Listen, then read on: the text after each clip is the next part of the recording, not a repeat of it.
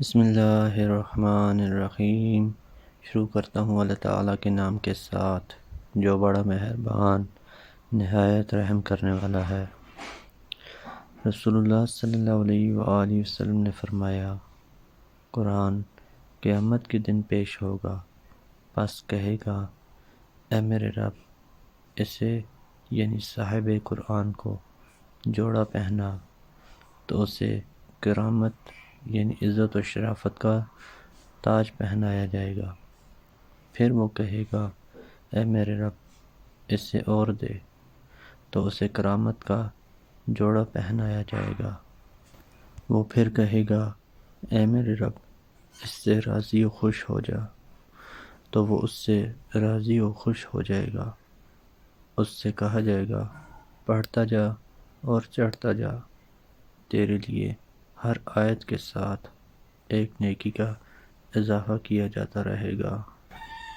رسول اللہ صلی اللہ علیہ وآلہ وسلم نے فرمایا، تم میں سے کوئی اس وقت تک مومن نہیں ہو سکتا جب تک میں اس کے ہاں اس کے والد، اولاد اور تمام لوگوں سے زیادہ محبوب نہیں بن جاتا۔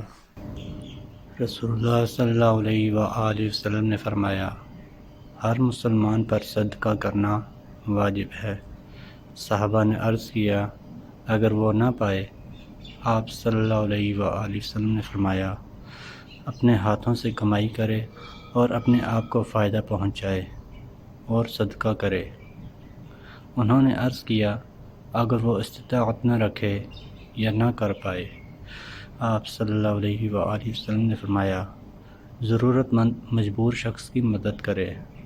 انہوں نے عرض کیا، اگر وہ یہ بھی نہ کر سکے؟ آپ صلی اللہ علیہ وآلہ وسلم نے فرمایا، نیکی کا حکم کرے۔ انہوں نے عرض کیا، اگر نہ کر سکے؟